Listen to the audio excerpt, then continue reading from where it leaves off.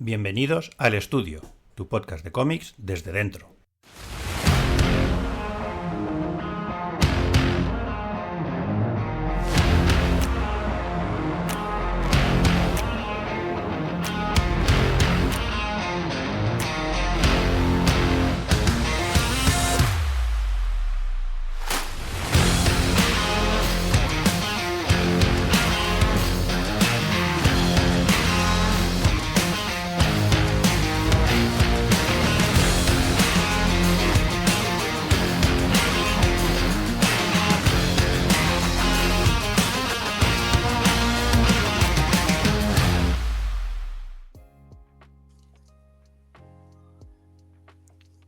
Bienvenidos y bienvenidas a un nuevo número de la serie regular del Estudio, el podcast de cómic hecho desde la trinchera. Hoy queremos hablar de cómo ha cambiado el día a día de los artistas en el último par de décadas. En poco tiempo, el mundo del cómic ha pasado de trabajar sobre hojas de papel oficiales que las editoriales enviaban por mensajería y que iban viajando de mano en mano hasta volver de nuevo al punto de partida, a la desaparición completa del papel en el proceso y enviar solo unos y ceros arriba y abajo. ¿Pero es realmente así? ¿Cómo ha cambiado realmente el proceso de creación de un cómic? ¿Realmente ya no se usa el papel y el lápiz? Para arrojar un poco de luz sobre este tema, hoy estamos Francis Portela, al que encontraréis en Hyde Street junto a Geoff Johns e Ivan Reis para Ghost Machine. Hola, Francis. Buenas a todos. Jorge Fornés, que sigue trabajando en ese proyecto aún no anunciado de DC. Hola, Jorge. Hola, ¿qué tal? Iván Coello, que se encuentra ahora mismo en el arreón final de Imperial, el gran evento del momento en Marvel junto a Jonathan Hickman. Hola, Iván. Buenas. Y el que os habla, Raúl Arribas, que tiene el mismo talento dibujando de la manera tradicional que en la digital. Antes de entrar en materia, dejadme recordar que en redes sociales somos @podcastelestudio en Instagram, Facebook, Blue Sky, Threads y Twitter, que si os queréis poner en contacto con nosotros, ya sea para enviarnos preguntas o lo que queráis, podéis escribirnos a correoelestudio@gmail.com y que encontraréis todos nuestros programas en Spotify, Apple Podcast, Evox, YouTube, Amazon Music y en todas las plataformas de podcasting habituales. Y no quiero dejar de agradecer los comentarios que seguís dejando en redes y en las plataformas de podcasting, que los leemos todos y nos gustan mucho. Y hoy además hay novedades. Hoy estrenamos sección. En el tramo final del programa, como si de un cómic de Forum se tratara, vamos a leer y responder algunas de las preguntas que nos habéis enviado. Tenemos ya unas cuantas, así que si la tuya no se responde hoy, no te preocupes que la tenemos y aparecerá en programas posteriores. Dicho esto, y hecha esta larga introducción, vamos al lío. Francis, ¿puedes empezar explicándonos cómo se trabajaba en este mundillo cuando entraste, cuando empezaste a ser un artista profesional? Bueno, pues estábamos en cuevas y pintábamos en las paredes, ¿sabes? Y el editor venía a la cueva y le hacía ahí con una fogata, hacía unos grabados. Después supongo que cuando llegó la electricidad todo cambió, ¿no? Sí, luego todo cambió. Bueno, pues cuando empecé yo, ya utilizábamos internet, que ya es un avance. O sea, bueno, cuando empecé yo a trabajar en el mercado americano. Ya teníamos modem, ¿no? Sí, teníamos el modem de 48 o 64K, aquel que te conectaba solo por la tarde, porque por la mañana te crujían y por la tarde tenías tarifa plana. Y nada, bueno, pues te enviaban los guiones, te enviaban papel, las editoriales. Yo lo primero que hice fue para Dark Horse, ahora no recuerdo, creo que sí que me enviaron papel. Te enviaban papel en el que ya tienes las medidas en las que tienes que trabajar. Y eso, pues, siempre va. Sí, de hecho es lo que vemos cuando vas a una exposición, ¿no? A un salón del cómic, la típica exposición de originales de hace años, ese tipo de papel el que vemos. Exacto, que está de coña, porque además tienes ahí la marquita de la editorial, tienes el espacio para poner la serie, el número de página, el número de la serie, tu nombre también, el nombre del entintador. Y bueno, pues en aquel entonces empezábamos esto, te enviaban, dibujabas en el papel, en la página de cómic, pues a la antigua, y llamabas a los señores de FedEx diciendo que el envío lo pagaba la editorial y se lo enviabas a la editorial. Luego la editorial se lo pasaba al guionista, al entintador, el entintador lo devolvía a la editorial lo escaneaba, porque en aquel entonces ya se coloreaba a color. Y ya no iba la cosa por fotolitos. Ya se coloreaba a color, no a blanco y negro se coloreaba. ¿Eh? He dicho ya se coloreaba a color. Ya se coloreaba a color, ya se coloreaba por ordenador, perdón. Quiero decir por ordenador. Ya habían llegado los primeros usuarios de Photoshop ahí a colorear. Uh-huh. Y eso, y el proceso, pues la verdad es que era largo. Incluso trabajando en Star Wars, en esos primeros trabajos que hice, recuerdo que me llegaron a enviar la documentación necesaria para hacer para hacer Star Wars, para hacer unas historias basadas en el episodio 2, antes de que apareciese el episodio 2, me enviaron toda la documentación por correo. Te llegaba pues un correo con unas 100 páginas de fotos de rodaje y cosas así, que encima luego te obligaban a devolver. Uh-huh. Y bueno, pues era un proceso largo, y si vivías en el extranjero, pues más, porque tienes que tener en cuenta que la fecha de entrega era 2 días menos, porque tenías que contar que el envío serían unos 2 días más o menos lo que se tardaba. Uh-huh. Y que no podías como ahora, que ahora sí que dices, hostia, acabo la página a última hora de la noche, y teniendo en cuenta que aquellos son de California, pues es como si la enviase a mediodía. No, entonces la tenías que enviar o sea, tenías que acabarla en un horario que el repartidor de FedEx pudiese venir a tu casa a por ella. Uh-huh. Y la hoja iba siempre a la editorial, o sea, no iba del dibujante al entintador, sino iba siempre a la editorial y de ahí... Depende. Cuando trabajabas con un entintador de aquí, por ejemplo, o sea, algunos que trabajamos con Raúl Fernández, amigo íntimo y bueno, y que empezó incluso antes que yo, pues ahí ya quedabas con él y se dabas a él. Y era él el que luego enviaba, o al revés, o sea, cuando yo entinté tanto a Juan Román Cano como al Barrio Nuevo, pues ellos, o yo iba a su casa, o quedábamos en un bar, o ellos venían a mi casa, ahí dependía del día, y ahí pues intercambiábamos las páginas, que tenía la gran ventaja que encima pues el dibujante podía hablar con el tintador y decirle, oye, pues esto, aquello, lo otro, ¿no? Como ya dijimos en algún otro episodio, cuando te entinta un entintador de allí al que no conoces y a lo mejor no puedes ni hablar con él, pues si ahora a veces no se da la situación, imagínate entonces. O sea, entonces era una aventura. Tú enviabas las páginas y luego ya meses después veías el resultado. Y literalmente meses después cuando te enviaban las copias, ¿sabes? O sea, hasta entonces no lo veías, porque incluso los originales te los devolvían mucho más tarde. Uh-huh. Y bueno, así eran las cosas. Entonces, poco a poco fue avanzando la tecnología y poco a poco nos fuimos adaptando a otras cosas. Yo hablo de mi experiencia y yo empecé también hace ya casi 20 años a empezar a adaptarme a hacer cosas digitales, incluso cuando hacía el lápiz. Hacía el lápiz más pequeño en una hoja en DIN A4, o sea, hacía el boceto, mejor dicho, en una hoja en DIN A4, me la escaneaba o hacía... Claro, eso iba a decir, explicas exactamente el proceso entero. No, o sea, no solo la hoja, sino, o sea, como artistas, os llega un guión, entiendo, y a partir de ahí, ¿cómo se llega a la página final para vosotros? Pues, por casualidad. No, pues a ver... O sea, llega el guión y lo primero que haces es, obviamente, leértelo.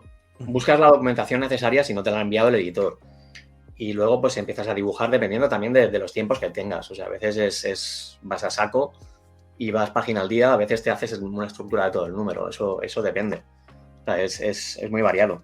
Pero aquí también es salirnos un poco del tema del día, imagino. Que es pero la estructura te la haces, o sea, con lo que decías, dibujando, por ejemplo, en una A4, te haces como un boceto, una estructura de lo que vas a luego dibujar en la hoja más grande, independientemente de que luego sea en tradicional o en digital, ¿eh? Claro, o sea, yo cuando era en tradicional, pues, o sea, me lo hacía en pequeño en DIN A4 y ahí tienes la opción de ir a fotocopistería, tenías la opción de ir a fotocopistería, que te lo ampliasen en grande y luego alcártelo, o pues ya algunos ya nos compramos una impresora DIN A3 y te lo escaneabas, ahí retocabas alguna cosita dentro de lo que te podía permitir entonces de retocar en digital y te lo imprimías en azul, ¿vale? Porque el azul antiguamente en Fotorito no se veía, o a la hora de escanear es fácil de eliminar ese azul y no hace falta borrar muchas veces también. Y ahí pues encima hacías el acabado bien grafito, o cuando ya empecé a entintarme pues ya directamente a tinta, ¿no? Y mucha gente sigue currando así, ¿eh? Sí, mucha gente sigue currando así. De hecho, hay gente que curra todavía a la antigua, completamente el lápiz a pelo en el original y ya está. O sea, y luego llega otro o la misma persona en tinta y fuera. De hecho, creo que siguen enviando papel las compañías, ¿eh? Yo hace tiempo que no pido, pero no sé si habéis pedido vosotros. Sí, yo he pedido varias veces, sí. Y te han enviado, ¿verdad, Iván? Sí, tengo que pedir más, de hecho, para las portadas. Yo hace muchísimo que no pido. No sé si, por ejemplo, Ghost Machine, con los que estoy trabajando ahora, tienen papel propio. Igual le han hecho ya. Igual le han hecho. O sea, con los últimos que tengo, que todavía tengo algo de papel, es de Valiant. El papel, además, o sea, aquí aclaro, el papel que te enviaban, normalmente había dos versiones de papel. Había el rugoso o el satinado. ¿vale? Y les podías pedir. Y luego, pues eso, también cada editorial, la calidad del papel era diferente. Por eso también con alguna editorial yo me pillaba mi propio papel con el que estaba más a gusto dibujando. Eso, pues eso, cada maestrillo tiene su truquillo, ¿no? Cada uno lo hacía de una forma diferente. Luego también es esto, normalmente los originales se dibujan en DIN A3, pero yo he llegado a dibujar también páginas para editoriales en formatos más pequeños, respetando siempre el formato, pero dibujándolo más pequeño, pues intentando ir más rápido. Cosa que no podía. Yo tengo por ahí páginas de DIN A4. De hecho, tengo una libreta de A4 con páginas a trocitos. Es curioso. Bueno, pero luego cuando lo también enviáis, lo enviáis en grande, ¿no? Eso sí. Sí, lo montamos, yo al menos lo montaba en una plantilla que estaba a medida, entonces lo montaba yo ahí. Claro, o sea, el momento en el que nos empezamos a entiender nosotros mismos ya empezó parte del proceso digital. El proceso digital de cómo te lo entintabas tú, ya no hacía falta que les enviases el original, ya te lo escaneabas tú. Claro. A veces ya te ponías a hacer según qué retoques digitales también sobre el original y lo enviabas. Y sí, como ha dicho Iván, pues o te pasaban ellos una plantilla o tenías tú una plantilla y ya encajabas dentro de eso o escaneabas un papel blanco directamente, que es lo que hacía yo y trabajas ahí.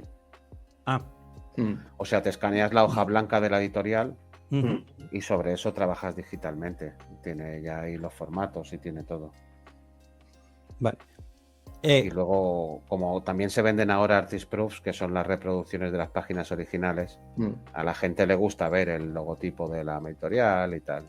Es que os iba a preguntar, porque eso entonces ¿dónde queda? Porque luego cuando vemos exposiciones, incluso aparte de lo que es el mercado de venta de originales, pero incluso cuando vas a salones y ves exposiciones, siempre se sigue viendo ese tipo como de papel oficial. Es porque lo hacen así, como dices. Sí, claro, es porque trabajan sobre un documento, sobre un papel blanco escaneado. Es lo que hago yo. Yo los tengo creo que tengo Marvel de Three Dark Horse o algo así. Las editoriales con las que más trabajo, pues tengo un papel blanco escaneado y eso lo uso de base para trabajar luego en digital. O en el caso de que hagan los lápices digitales y luego en tinte a mano, como uso mi propio papel, como decía Francis, ya te lo imprimes todo en azul, con las marcas del papel original y tal. Entonces al final queda mucho más bonito y se ve como si fuera una página enviada por ellos, aunque use mi propio papel, ¿sabes? Sí, de cara a vender queda mucho mejor, la verdad. O sea, yo cuando trabajaba para Marvel, sobre todo en Pantera Negra, mis originales eran un caos. O sea, eran un caos porque las masas de negro eran digitales, alguna viñeta la hacía aparte y luego la montaba. Claro, luego, si tienes intención de vender los originales, pues tengo algunos originales que bonitos no son. Hay quien le gusta porque le gusta ver esa parte del proceso, pero no quedan como si te compras un original de los años 70 ahí, que es el... Claro. Que además están rotulados en el papel, que eso es precioso. La primera historia que hice de Star Wars me la rotularon a mano. Qué guay. No sobre el original, sino que me venía la rotulación a mano en una hoja, o sea, cuando me devolvieron los originales, venía en una hoja la rotulación a mano, aparte, y habían escaneado el original y escaneado esa rotulación a mano y superpuesto luego, ¿no? Y creo que es la única vez que me han rotulado a mano, el resto ya fue digital. Yo tengo algunas páginas rotuladas a mano de originales de los 70 y tal, y hostia, es chulísimo verlo, porque están ahí pegaditos y es como algo de orfebrería. A Ramón Bax y a Raúl Fernández sí que alguno de sus primeras historias también se las rotularon a mano y sí que es verdad que queda muy bonito el original así, con esa rotulación. Y ahora vamos todos con el Acuña Way of Life de trabajar. Sí. Dan igual te hace la página en la parte interior de una bolsa de ganchitos, luego la escanea y hace colores digital. Ya vale, Acuña ya es el extremo, ¿no? Sí, no hay manera de que tenga un original acabado en condiciones, o sea, es imposible. Bueno, esto es lo que te digo que me ha pasado a mí también durante mucho tiempo, incluso luego entintando, yo qué sé, los bordes de las viñetas ya los metía en digital, o sea, y tengo viñetas sueltas por ahí en páginas, o sea, acabadas, pero sueltas. Bueno. De hecho, ahora me estoy haciendo dudar del original que tengo aquí puesto detrás. Ahora ibas hablando y me lo iba mirando en plan, uy, a ver si no... Sí, ¿De quién es el original este? De un personaje. Por eso me fío poco de Fernando. De Dañino. Uy, de Dañino. Es una Pues, página suya de Batman News Outsiders. lo que puede ser eso. Claro, por eso. Lo ibas contando y me lo iba mirando y digo, siendo de Fer, además.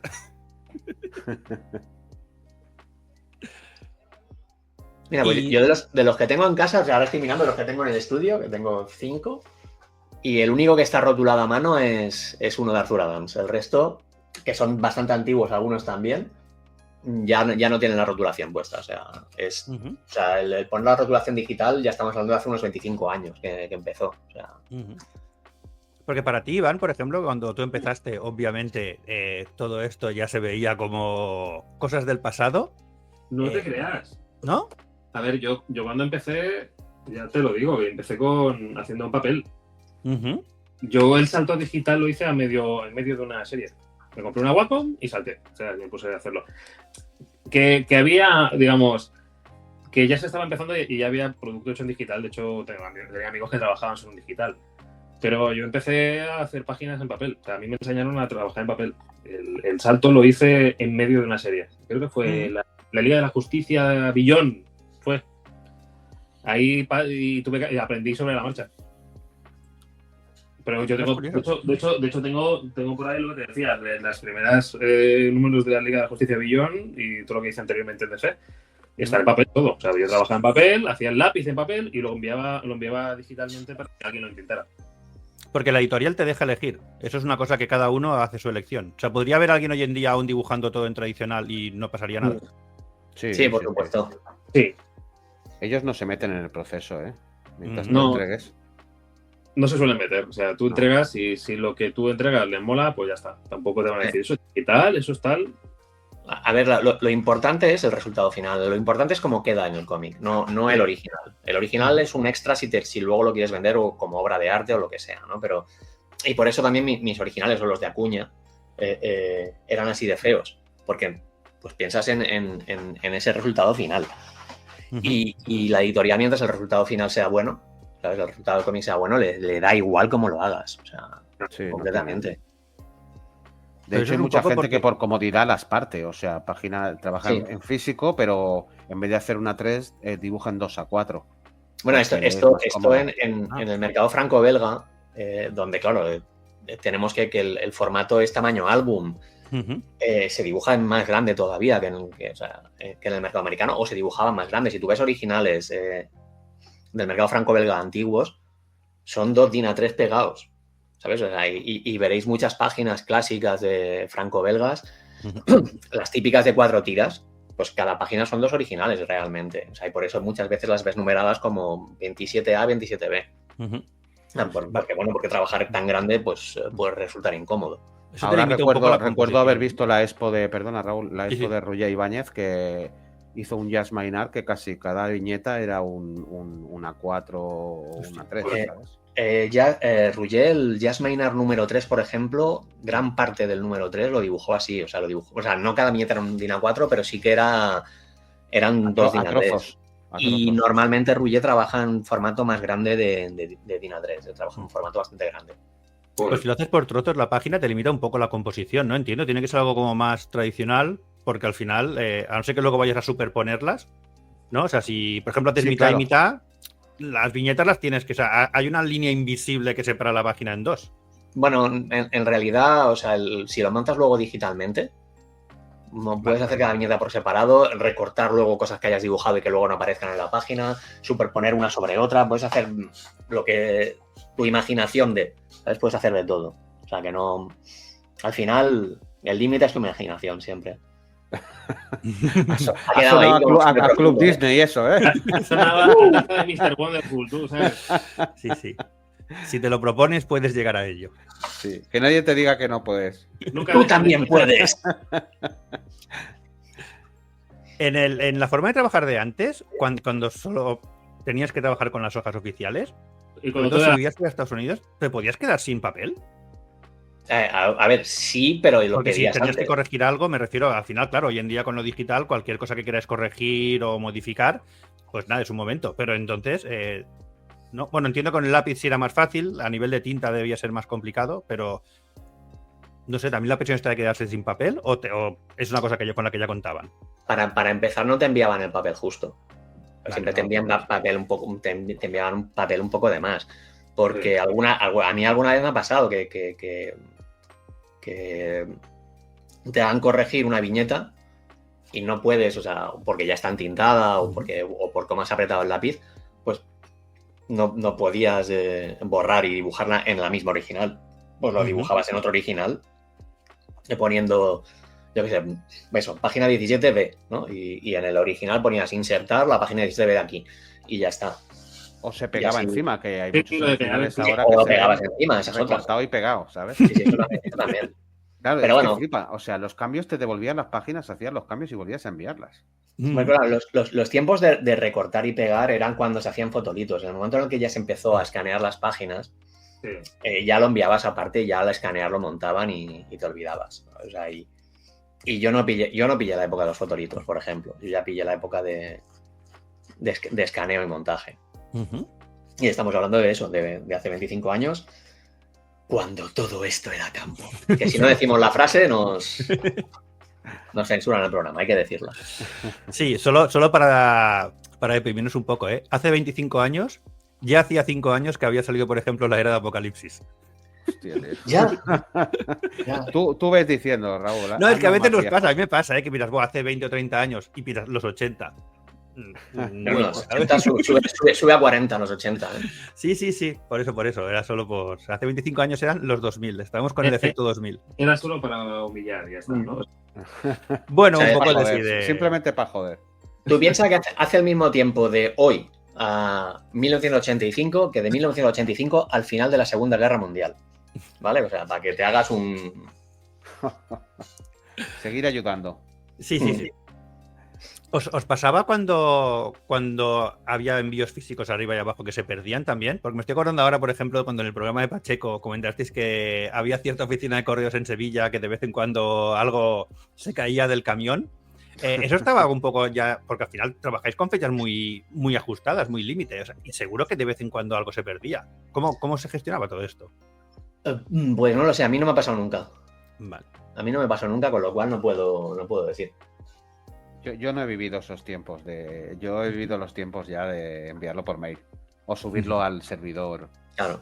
que tienen, Uh-huh. al servidor seguro que tienen estas compañías. Sí, bueno, claro. Ahí ¿Podrías explicamos explicar cómo es el proceso entonces ahora? Para alguien que empezara hoy, ¿cuál es el proceso entonces de lo mismo que habéis explicado antes, pero a día de hoy, con la tecnología de hoy? Sabiendo que cada uno tendrá sus preferencias, ¿eh? Pero así en general. Los procesos hoy en día pues también varían como variaban antes. O sea, porque como hemos dicho, hay gente que todavía lo hace en físico y en tradicional. Ujú. ¿Vale? Aun cuando lo haces en físico y en tradicional, lo que ya no suele haber es tantos envíos. Lo que no suele haber ya es tanto el envío al entintador. Ahora se hace más que al entintador le envías una escaneada del lápiz. Tú imagínate que tú lo dibujas en tradicional porque te gusta más o porque no tienes prepicia, ¿no? Que eso es un motivo por lo que muchos nos hemos pasado al digital. Ostras, sí, coméntalo, es verdad. Cuando habléis de las ventajas del digital, claro, es verdad. Luego cuando entramos al 100% al digital... Pero es eso, o sea, igualmente lo escaneas a alta definición y se lo envías al entintador. El entintador tiene dos opciones. Una, lo entinta digital porque trabaja en digital. O dos, se lo imprime en azul y lo entinta en tradicional. Y luego lo escanea y lo envía a la editorial. También te digo, Francis, que si no es por tiempo, para pillar un entintador digital, entintas tú. Sí, exacto. ¿Sabes? Exacto. Sí, bueno, ahí ya hay gente que pese a todo todavía... ¿Por qué no se siente cómoda con su entintado o lo que sea y prefiere un buen entintador. ¿Por qué esta Sí. distinción de que si el entintador es digital, como que merece menos la pena? Y yo no lo veo así. Yo sí, porque al final, no sé, bueno, la mayoría de los casos, no sé si habéis percatado de que nos hemos pasado todos al digital. Hay el 80% de los cómics que ves tienen como el mismo acabado, porque al final casi todos acabamos usando los mismos pinceles. Lo que pasa es que luego ya hemos aprendido a tuneárnoslo y a acercarnos un poco más digitalmente a lo que nosotros hacemos en papel. O sea, tú partes de la base de que tú tienes un estilo dibujando en papel. Perdón. Perdona, Iván. No, que digo que esto se lo he visto mucho a peña joven que está entrando que tiene el mismo acabado. ¿Sabes? Claro, porque usan las mismas herramientas. Claro. Usan el pincel del Scratch de Clip Studio, que lo veo yo muchísimo en las páginas de muestra. Ahí estoy con Iván en una cosa, el que esto es un problema que le veo más a la gente joven. Vamos a ver, en abuelos cebolleta. Porque nosotros aprendimos a entintar a mano. Sí, ¿vale? exacto. Aprendimos a entintar a mano y hemos buscado imitar lo que hacíamos en tradicional con el Ahí digital. va yo, sí. Y bien sea tuneando pinceles o no, porque o sea, yo utilizo los más básicos, O sea, yo utilizo los más básicos y me pasé un tiempo intentando imitar mi entintado tradicional con el digital y ahora me pasa al revés, que cuando dibujo en tradicional intento imitar lo que hago con digital, pero no, no por o sea, lo intento imitar porque el trazo, el movimiento de mano me ha cambiado un poco en función de la presión del lápiz y demás, y no es lo mismo con según qué calibrados utilices o según qué pinceles. Y que tenemos ya un estilo más marcado todos, Sí, porque tenemos experiencia. Entonces, es un poco tu sello y la forma que estás acostumbrado a ver tu trabajo. Pero si estás arrancando, entrar directamente al digital sin haber pasado por el proceso de papel antes, te abre un mundo de posibilidades y no siempre sabes cómo usarla. O sea, para usar algo, lo ideal sería que supieras cómo se llega hasta ahí de una forma física y luego utilizar los atajos digitales. Pero cuando entras ya directamente en los atajos digitales, por ejemplo, los scratches. Los scratches, para los que no sepan lo que es la técnica de sombrear a base de rayas. Tú vas poniendo rayas horizontales, verticales en mayor o menor medida y eso va creando una ilusión de degradación hacia la oscuridad total, hacia el negro. Nosotros nos hemos currado los scratches y te podemos hacer un scratch en un papel y porque tenemos la mano muy hecha, hacer líneas rectas, cortas, los ángulos, todo eso tiene una experiencia que ahora... Y entendemos el concepto también del exacto. Scratch. Que no es hacer líneas a lo loco y rayar, sino que buscar la degradación. Efectivamente. Hay quien los hace líneas rectas, rollo cinético como Iván, hay quien los hace, no lo sé, como Imonen, por ejemplo, haciendo redes. Pero en Clip Studio hay 2 o 3 pinceles de scratches que simplemente tienes que seleccionar el pincel y dale que te pego.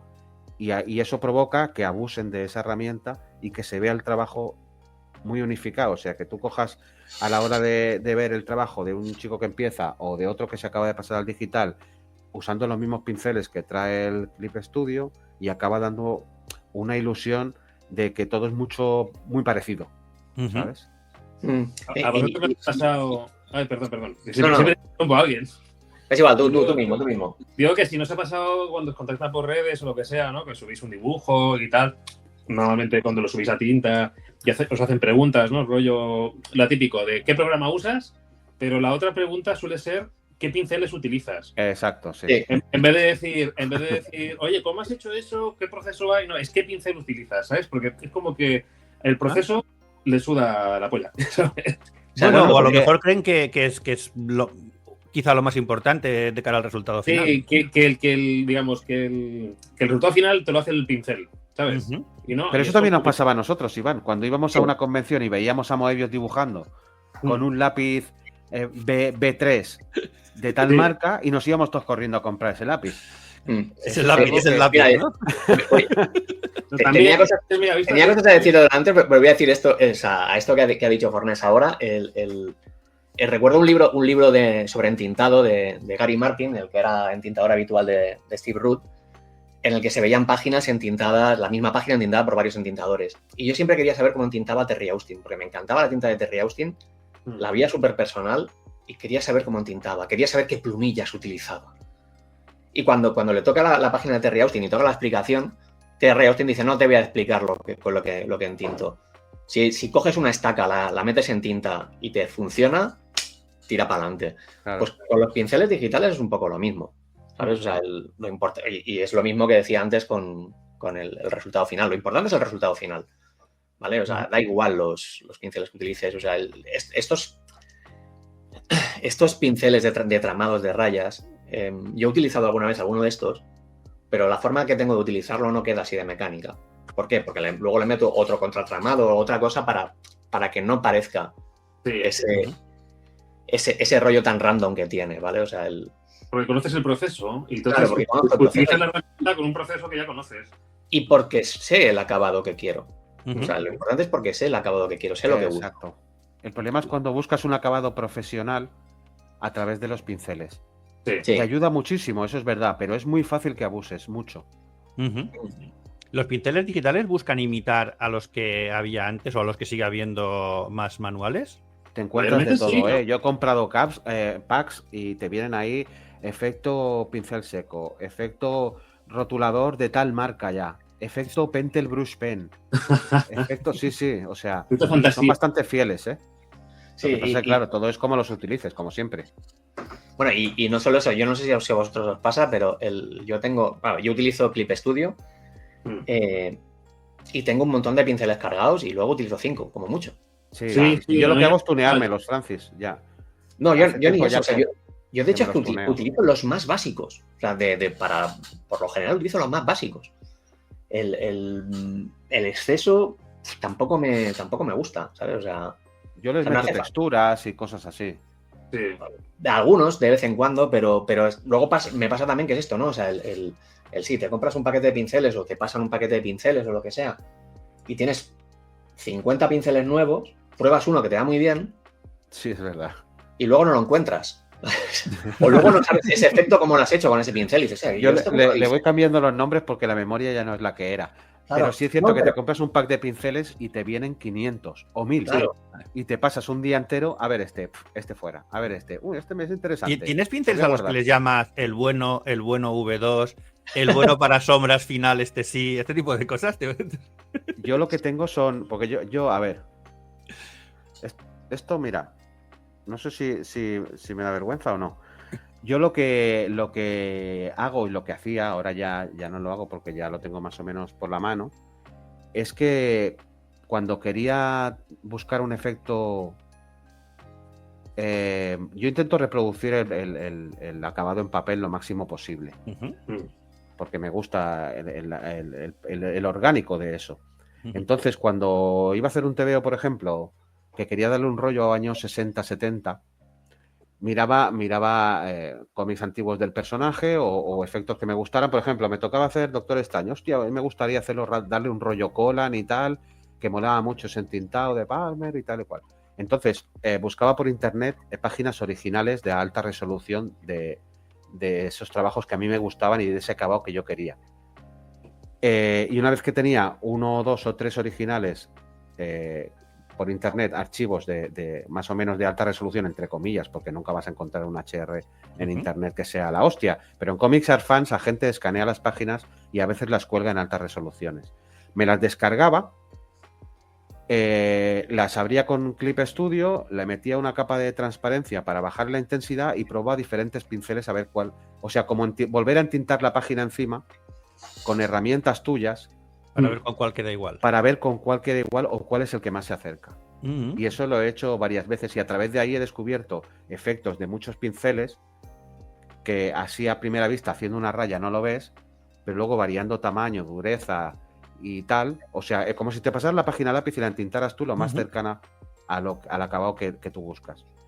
Pues ahí he ido descubriendo pinceles, modificando y encontrando un poco el efecto que quería transmitir o el acabado que quería para este video.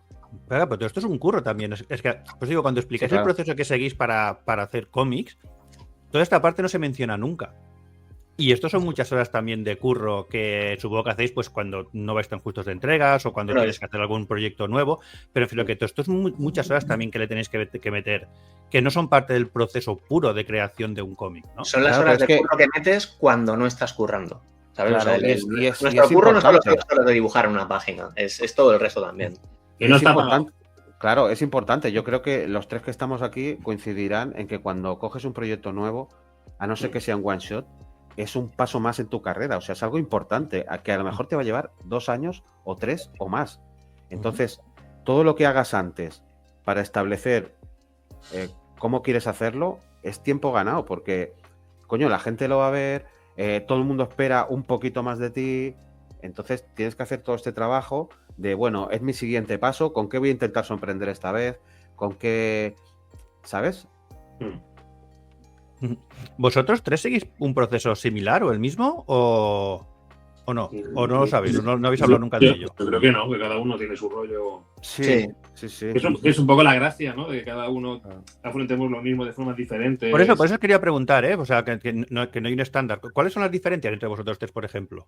Y si tiene relación con cuándo empezó cada uno a ser profesional en esto, porque independientemente de edades, habéis empezado, o sea, de hecho, entre vosotros tres es como que hay dos escalones, ¿no? Francis empezó en un momento, Jorge empezó bastante tiempo después y luego Iván empezó bastante tiempo después. No, creo que Iván empezó antes que Jorge, de hecho. Iván empezó antes que yo. Sí. ¿Ah, sí? Ostras. Yo soy el que empezó después. Creo que cuando yo empecé, Iván ya llevaría un par de años o por ahí. Cuando Jorge llegó ya estaba todo faltado. Decidimos en el cómic de X-Men, que yo ya había hecho cosas para DC cuando volví a Marvel. Exacto. O sea, Iván, cuando yo empecé en Marvel, Iván ya había ido a DC y había vuelto a Marvel. Hostia, pues mira, yo no sé por qué creía, supongo que por un tema de edad, creía que habrías empezado antes que... Yo lo único que te puedo decir es que empecé trabajando en papel y a los 6 meses vi que el futuro de mi carrera, si quería que continuara, estaba en el digital. Y empleé 3-4 meses en no trabajar, en ver tutoriales en YouTube de cómo funcionaba Clip Studio, en comprarme las Cintiq, en experimentar, en enterarme de para qué era cada una de las herramientas de Clip Studio y en practicar con ello. Y sin tocar un papel, porque eso me pareció importante. O sea, dije, me paso el digital, no voy a tocar un papel hasta que no controle el digital. Porque eso le pasa a mucha gente, que se quiere pasar al digital, pero se siente más segura en el papel. Entonces es como lo de dejar de fumar en pipa o tabaco. O sea, o cambias del todo o siempre vas a volver a lo cómodo.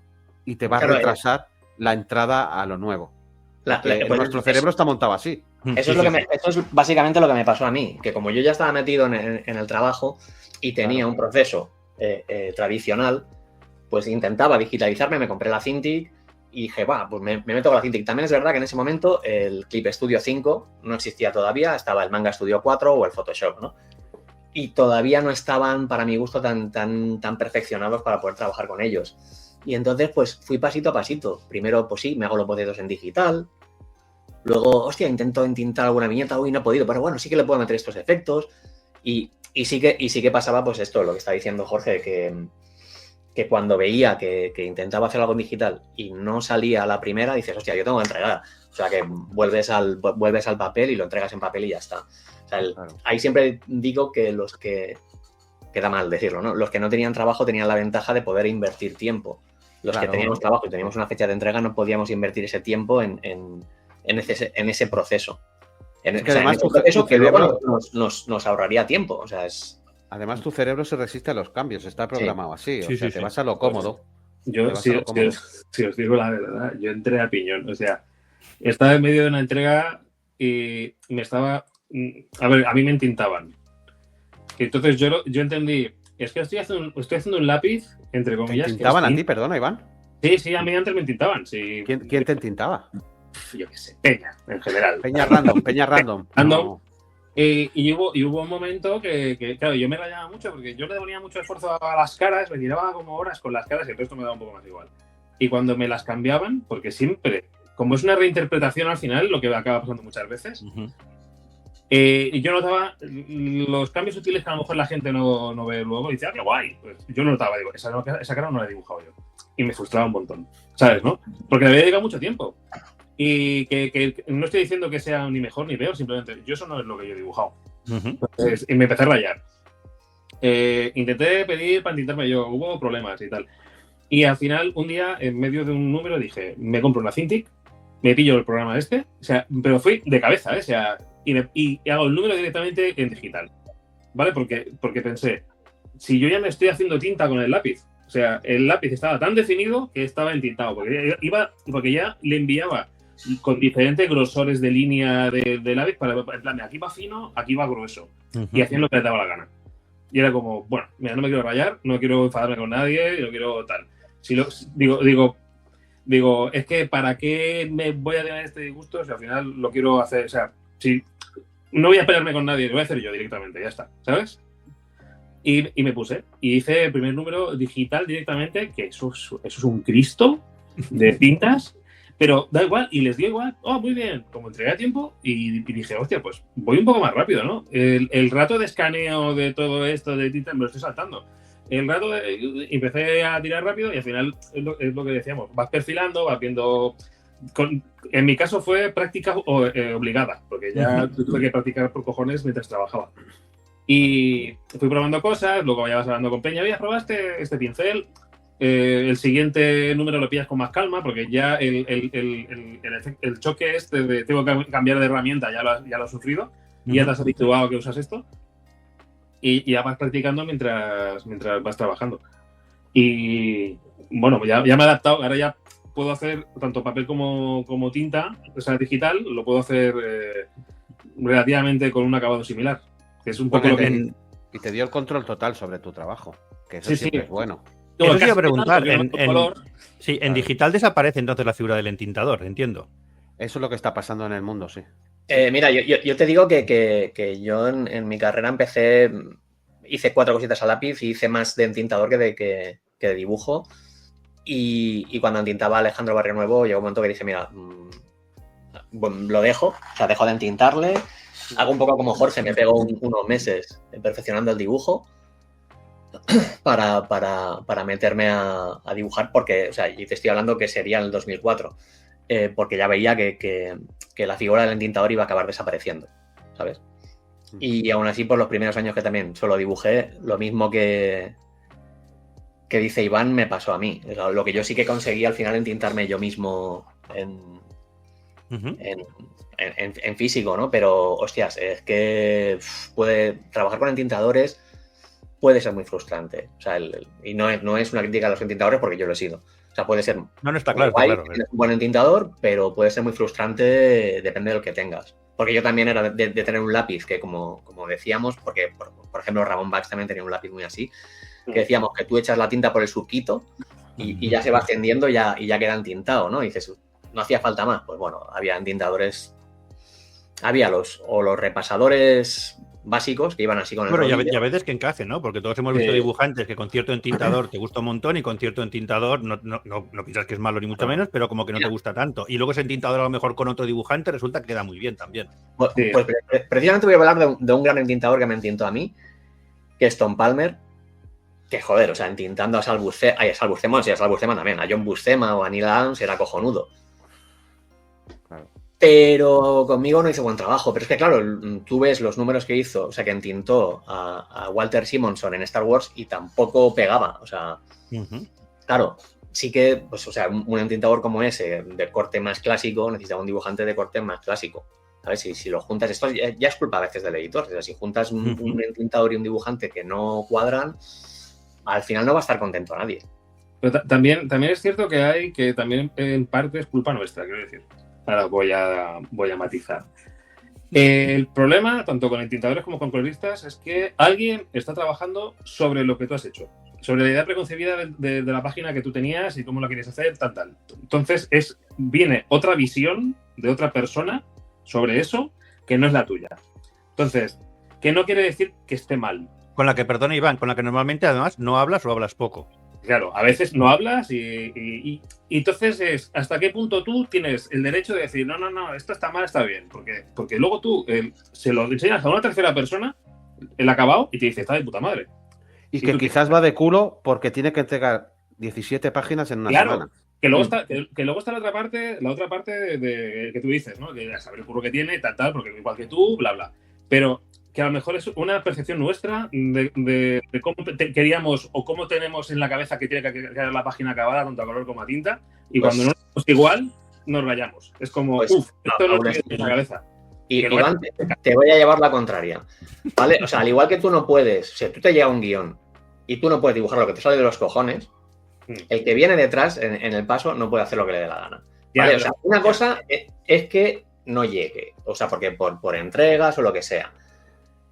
Que entiendo que no es su culpa, pero la tuya, o sea, que no es su culpa, pero la mía tampoco, ¿sabes? O sea, yo no voy a estar contento con ese trabajo. Es más, ese trabajo, y te habrá pasado, ese trabajo degrada el tuyo. Y degrada el tuyo de una forma que el lector no lo ve. El lector entiende que eso no funciona bien. Y te culpa a ti, no culpa a todo. Francis, pues te voy a volver a llevar la contraria con un caso que tú y yo, a lo personal, lo hemos hablado. es con coloristas que me han hecho a mi color, que te he dicho, buah, tío, me han modificado la cara, tal, y a ti te lo enseño y te lo he dicho, pues a mí me parece que está de puta madre. Eres un rencoroso de mierda. ¿Ves? Eso ¿Ves cómo hay? ¿Ves cómo hay? Eres un rencoroso de mierda. No, que me he acordado. El problema aquí, como siempre, es que ni el colorista ni el entintador hacen su trabajo para tener contento al dibujante, Ahí sino está. para tener contento al editor. Y Ya. hace su trabajo y punto. Ya está. Entonces, Pero tienes que aún hacerlo así, muy mal para que digas tú, hostia, ¿sabes? Aquí a nivel técnico esto no está bien. Tal- Lo tal y primero como- es tal y entregar como a dice- tiempo, que es lo que quieren los editores. Y lo sí, sí. segundo, que sea mínimamente publicable. Pero tal y como dije en otro capítulo, el dibujante es como el director de la parte gráfica, ¿vale? O sea, y si dirige un poco a los que vienen detrás, pues, oye, pues no está mal, ¿vale? Igual que el guionista dirige al dibujante. O sea, el guionista te puede decir, oye, haz esto aquí de una forma u otra, ¿vale? Y porque él tiene a lo mejor esa visión en la cabeza, porque hay guionistas que tienen, hay guionistas que no, pero hay guionistas que entienden muy bien el cómic y tienen una imagen clara. Y si tú sigues esa imagen, aun poniendo de tu parte, pues oye, todos ganan. Sí, sin embargo, o sea, y digo por cuando le marcas unas directrices al entintador o al colorista y se las saltan. Claro, estoy siendo Pasan por donde importante. te dije. Las directrices. Pero si se saltan esas directrices, dices, hostias, qué puta mierda, ¿sabes? Te quedas un poco como tonto. Sí.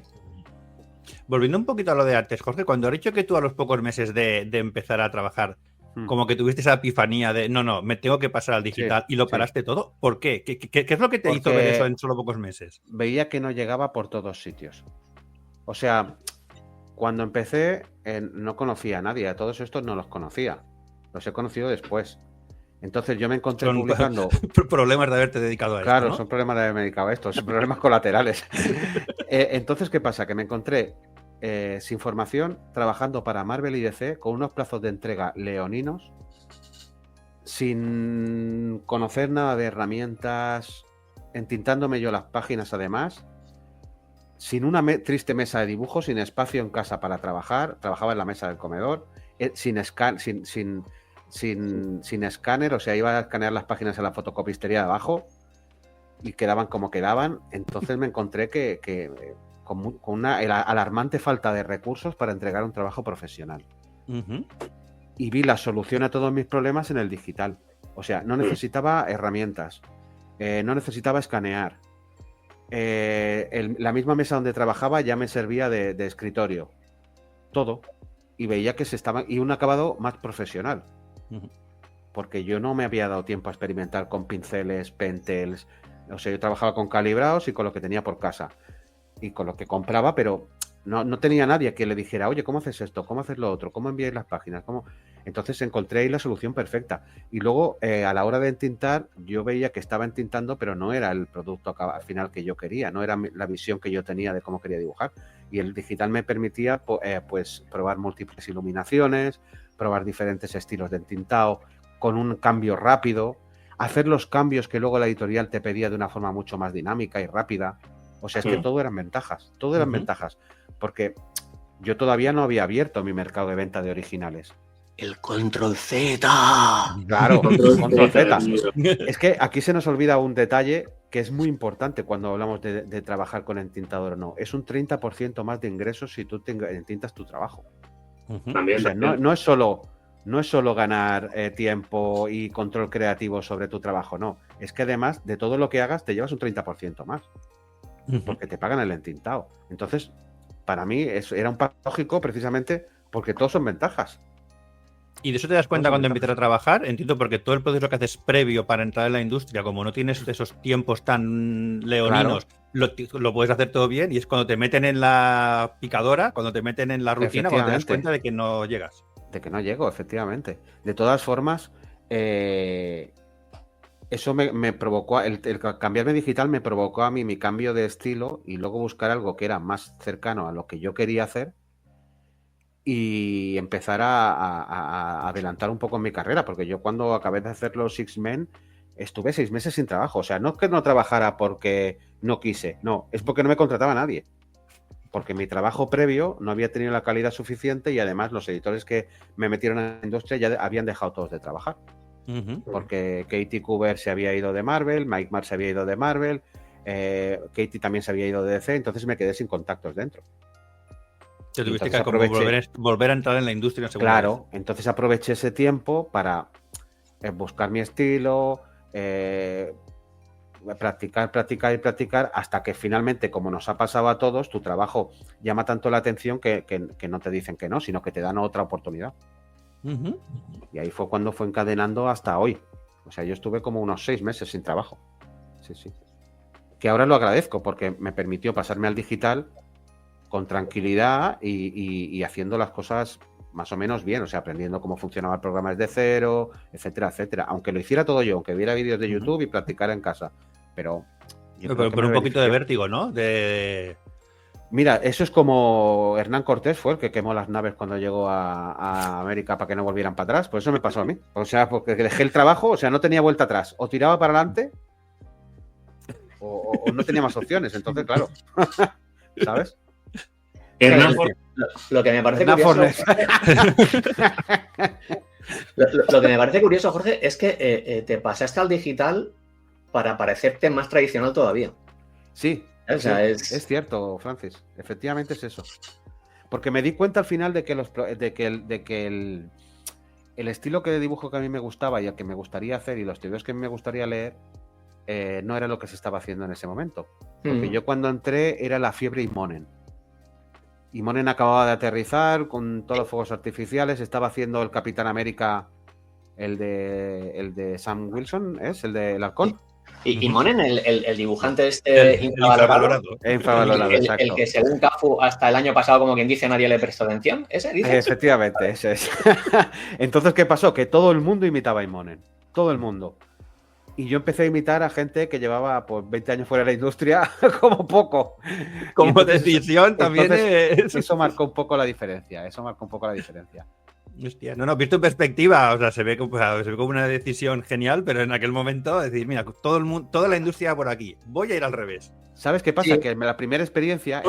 ¿Qué puede salir mal? Exacto. Claro, esos meses que estuve dibujando cuando entré en papel y tal, lo que hice fue exactamente eso. Intentar ver qué estilo seguía la gente, intentar imitarlo. Y como fracasé, dije, pues ahora, si fracaso igual que sea a mi manera, o sea, haciendo lo que a mí me gustaría. Y curiosamente, como suele pasar además, sí. Cuanto más sincero eres, mejor te va la cosa. Cuanto más sincero eres contigo mismo, ¿eh? Sí, exacto. No, con la gente depende a veces. Sí, exacto. Vale, ¿podrías explicar un poquito las diferencias que tenéis entre vosotros entonces? Habéis dicho que no trabajáis, de hecho, los tres igual. ¿Cuáles son las diferencias en el proceso comparando el de cada uno?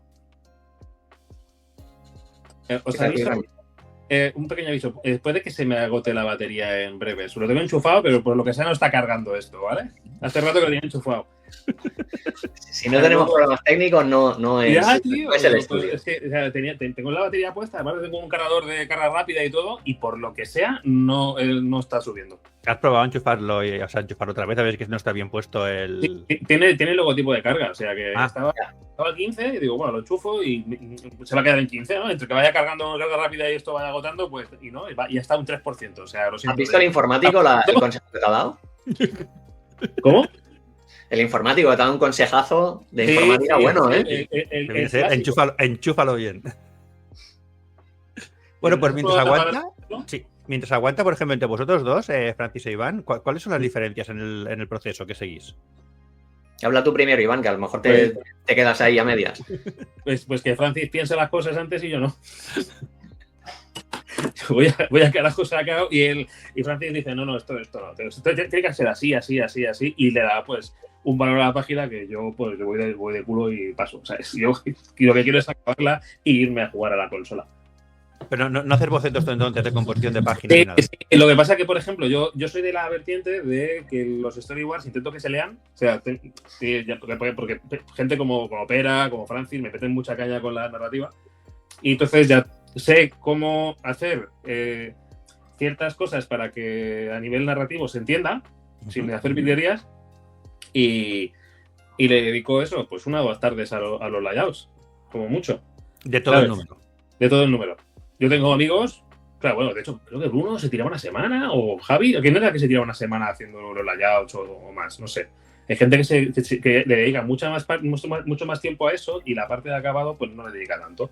Yo como le meto mucho artificio al final, que si grises, que si tal, no sé qué, no sé cuánto, pues le dedico más tiempo ahí, a que el acabado sea de una manera que a mí me guste. Uh-huh.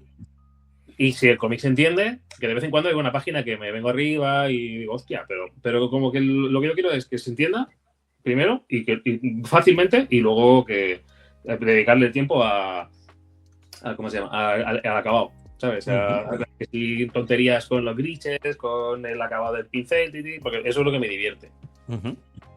¿Y tú, Francis, afrontas diferente entonces las páginas? Por lo general sí, o sea, por lo general tardo más bastante más que Iván en hacer los bocetos de un número, tardo como 2 semanas, pero también porque acaban siendo en más lápices que no boceto, ¿sabes? Y aún así con la tinta también tardo porque soy lento, es que me cuesta. Y encima es esto, desde que me asaltó la presbicia, pues más todavía porque llega un momento del día que los ojos me duelen directamente. Uh-huh. Pero reutilizas hacer bocetos más completos porque luego los reutilizas en parte. O sea, yo de hecho, o sea, el primer día, cuando me llega el guión, lo que hago es leer el guión, ya está. Poco más que leer el guión y macerarlo un poquito. Y luego sí que vas leyendo página a página mientras vas haciendo esos bocetos. O sea, incluso lo primero que hago es y eso tarda a lo mejor una tarde, es que me hago la composición de viñeta, o sea, la composición de página de todo el número. O sea, que es simplemente dibujar las viñetas, de ver cómo van a ir cada viñeta. Eso ya en digital, con la viñeta ya formada y tal. O sea, porque todo esto lo hacéis en digital también. Esto no, o sea, aunque sea bocetar, no lo hacéis con lápiz y papel. Sí, no, yo lo hacéis directamente en digital. Hay mucha gente que lo hace en lápiz y papel, que le gusta hacer los bocetos de lápiz y papel. Yo no. Yo depende de la situación. Si tengo el iPad encima o estoy en casa, pues sí que lo hago digital.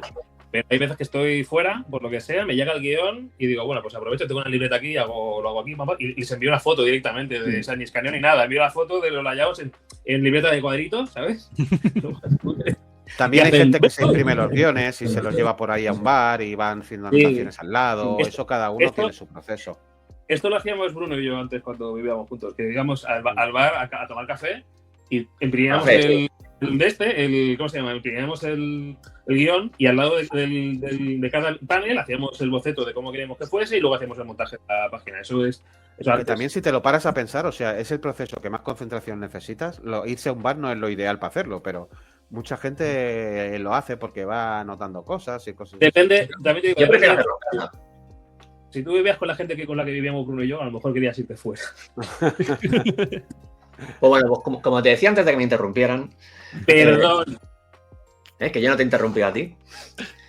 No, pues esto, yo me hago esos cuadraditos y ahí sí que a lo mejor hago, 2 redonditos indicando dónde van a ir las cabezas de los personajes o algo así, algo muy, muy, muy básico. Y luego, dependiendo de lo que haya en el número, lo que me hago son 3Ds. O sea, me puedo perder un día entero construyéndome 3Ds de escenarios que vayan a aparecer y demás, porque me es mucho más cómodo que luego dibujarlo y porque yo ya, mi forma de trabajar es así. Utilizo mucho eso para las escenas y las dirijo muchas veces, como si fuese una película. Una vez tengo ese escenario. O sea, yo vengo de la delineación, vengo de la arquitectura y mi cabeza funciona así, realmente. O sea, funciona de una forma muy... O sea, también por eso me ha sido fácil adaptarme a programas de 3D, porque yo venía de utilizarlos como delineante. Y luego, pues nada, como digo siempre, una vez tienes eso, luego es renderizar. O sea, luego ya meter la tinta, que con la tinta también puedes. La tinta también puede ser un elemento narrativo, bien sea por efectos, bien sea por dónde colocas las sombras, bien sea por cómo diriges la visión del lector. Esto, por ejemplo, al colorista que tenía antes se lo decía mucho cuando me coloreaba según qué cosa, que hostia, no me está resaltando más esto que aquello y el lector tiene que ver esto. Son pequeñas cosas que el lector a priori no se da cuenta, no se tiene que dar cuenta, como digo siempre, pero están ahí. O sea, si no están bien hechas, se notan. Si no están bien, hay un montón de cosas muy desagradecidas que si están bien hechas no se notan y si no están bien hechas, se notan. ¿sabes? Aunque no Sí, sean... pero eso pasa en muchas cosas, ¿eh? culpa Sí, no solo en los cómics o en el arte. ¿sí? Es que es verdad que hay muchas cosas que estás das por hecho que van a funcionar bien y te das cuenta cuando no lo hacen. Claro, voy a poner un ejemplo que cuando dibujaba la Legión de Superhéroes tenía a Raúl Fernández como asistente y yo a lo mejor estaba ahí curándome unos detalles de algo que aparecía al fondo y él me decía, tío, pero ¿por qué te curas esto tanto si la gente no se va a dar cuenta? Yo le ponía el ejemplo del cine de una escena en una habitación de una chica adolescente que dura ni un minuto. Pero en esa habitación tú ves, pues, vamos a poner una chica adolescente de los años 80, ¿no? Ves un póster de New Kids on the Block, ves unos peluches, ves un teléfono, ves una serie de cosas que te imaginas que tendría una chica adolescente americana en esa habitación. Si está bien hecho no te vas a dar ni cuenta, ¿vale? El espectador no se va a dar ni cuenta, pero si en esa habitación no hay nada, ¿sabes? Simplemente hay una cama y una ventana, la gente va a decir, uy, esto es una peli de baja calidad, esto no me creo que esta habitación sea la de una chica adolescente, ¿no? Pues pasa igual en el cómic. Bueno, al final todo lo que dibujes tiene un objetivo, transmitir información al lector. Entonces, sí que es cierto lo que decía Lestov, que si no va a transmitir nada de lo que dibuja, pues Claro. ¿para qué lo dibujas? Sí. Que lo que dibujes que tenga un sentido. Sí, pero a veces el sentido de estos cómics tan recargados es eso, es dar un tipo de ambientación. ¿Sabes? Hay todo tipo. Y mira que a mí los cómics más sintéticos me encantan. O sea, uno de mis dibujantes preferidos es Jaime Hernández. Pero también le veo mucho sentido a Geoff Darrow, ¿no? Por poner un extremo muy aparte. Sí, depende también de la historia que cuentes, imagino. Al final hay cosas que, según que cuentes, como pasa en las películas, al final, si es una cosa que cosas que son como más comunes o que ya se dan por hechas, igual la puedes saltar un poco más que las que realmente van a aportar en la historia. He dicho esto de mi método de trabajo, pero por ejemplo el año pasado hice una miniserie de Motorratones de Marte, lo hice completamente al estilo Iván. O sea, sí. En el bar, el día que iba a regular. No había tiempo, o sea, yo tenía que dibujar una página al día, a lápiz, eso sí, solamente. Cada día por la mañana me levantaba, miraba el guión de la página que me tocaba dibujar y siempre digo lo mismo. Colocaba las viñetas, hacía esos redondeles y salía de la habitación y le decía a mi mujer, ya he terminado la página de hoy. Ahora solo me quedan 8 horas de renderizado. ¿Sabes? Y ya está. Y luego te ponías Pon el barco a calentar que ya acaba. Sí. Tú, Jorge, cuando puedes, ¿eres como Francis que te gusta dedicarle tiempo a lo que es el boceto, el layout, a pensar la página? ¿O más como Iván, que le gusta más tirarse? No, yo dedico casi más tiempo al layout que... Yo, si tengo 4 o 5 semanas para hacer un cómic, empleo una entera solamente en el layout. También es cierto que yo envío layouts acabadísimos porque me salto el paso del lápiz, o sea, entinto directamente sobre el layout. Vale, o sea que lo reaprovechas también. Entonces mi paso es como un layout lápiz. Pero lo pienso muchísimo, muchísimo. Creo que es lo que más tiempo invierto. En las portadas también, ¿eh? En las portadas estoy un día entero pensando qué voy a hacer, composición, el tono de color, el acabado final y tal y cual, y en enviar 4 o 5 ideas y luego a lo mejor tardo un día en acabarla. O sea, empleo lo mismo en pensar qué voy a hacer que en hacerlo. Porque vuestra aproximación a las portadas y a los cómics es la misma, cada uno con la suya, pero obviamente una portada se le pone más cariño, igual que una splash page y todo esto, pero el proceso en sí no lo variáis. En portadas es un poco diferente porque depende mucho con quién estés trabajando y cómo lo hagas, porque hay gente que hay editoriales que te dan total libertad para hacerlas y puedes experimentar y hacer la locura que se te pase por la cabeza.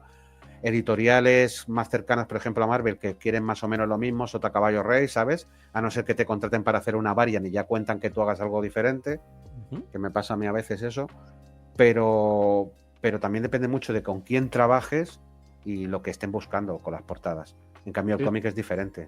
Eso es una mierda, tío. O sea, porque el rollo este de que asumen, ¿no? O sea, a mí me pasa, me envían portadas y muchas veces es en plan, yo quiero hacer esto y me he flipado y tal. Y dicen, no, ella saltando hacia adelante.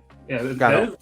Y la gente piensa que es culpa tuya cuando dice, no, tía, es que fulanito hace siempre la misma portada. Claro, pero es porque el editor le pide siempre la misma portada. Y ahí me pasa al revés. Y luego portadas que son más convencionales y me dicen, no, queremos algo más loco.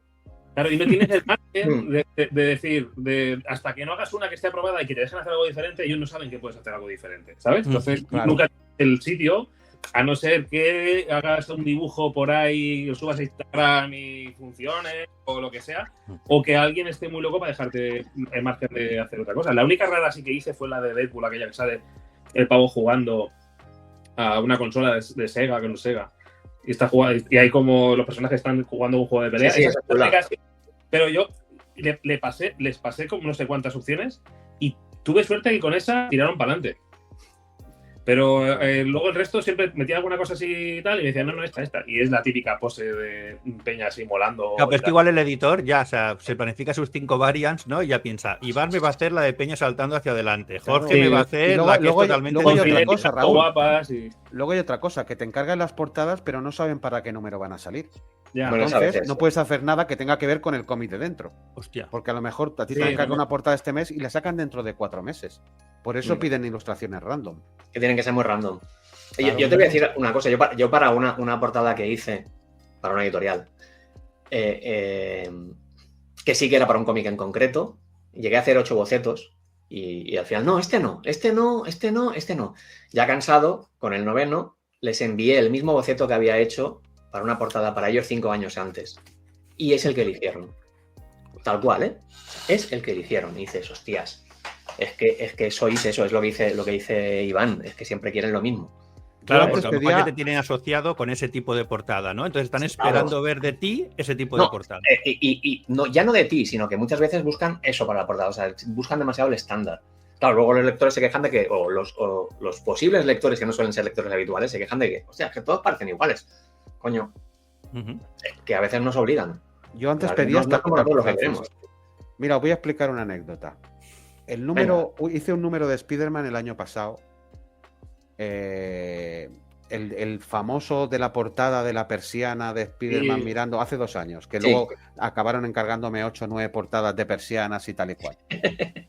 Ese número, cuando me contactó Nick Love para hacerlo, me dijo, mira, Jorge, estamos haciendo con Saladin Ahmed, se llama el guionista, ¿verdad? Saladin Ahmed. Sí. Estamos haciendo un número y queremos que sea, porque Spider-Man está en el hospital, y yo como soy el dibujante de dibujar los superhéroes que no están vestidos de superhéroes, pues vamos a coger a Jorge a hacer un número que Peter Parker está en una cama de hospital. Bueno, queremos hacer lo que sea como La ventana indiscreta, un homenaje a la peli de Hitchcock, donde Peter Parker desde el hospital ve que está ocurriendo un asesinato en el edificio de enfrente, pero no puede hacer nada y entonces envía a Mary Jane y tal y cual. Y dije, hostia, pues suena muy chulo. Pues sí, hagámoslo. Se retrasó el guión como unos 2 meses y pico. Entre estas yo hice la variant de Spider-Man mirando por la persiana, que eso fue un acierto total de Nick Love, porque yo era el layout por el que menos apostaba y fue el que acabaron eligiendo y además fue un éxito. O sea, ahí fue la visión de Nick Love. Pero cuando acabó llegando el guión, como Spider-Man tiene tantas colecciones, su recuperación se había retrasado tanto que todavía estaba en coma. Prácticamente. Entonces, la opción de la ventana indiscreta había desaparecido porque él no se podía ni incorporar. Y acabaron cambiando toda la historia.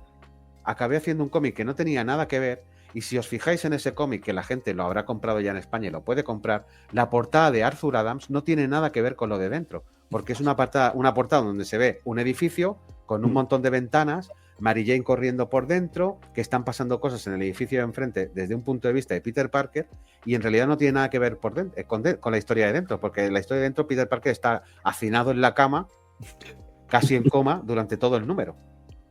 O sea, tú imagínate, desde que me propusieron a mí la idea de hacer el cómic, varió tanto, pues la portada de Arthur Adams, como ya la tenían encargada con ese mismo guión, y con tantos meses de antelación, acabó por no tener nada que ver con lo que había dentro del cómic. Y eso que era Arthur Adams. Sí, bueno, igual por eso tampoco se atrevieron a cambiarla, ¿no? O sea, pues si sale esta y ya está. Igual depende si es otro que no tenga tanto nombre, igual se la piden cambiar, no sé, ¿eh? No... Bueno, y al precio que la pagarían también, que Arthur Adams no cobrará por lo mismo por portada que podemos cobrar nosotros, eso por supuesto. Muy bien. Pero para que veas que las cosas varían mucho. Sí. ¿Algo que os haya quedado en el tintero de este tema? De todos los cambios.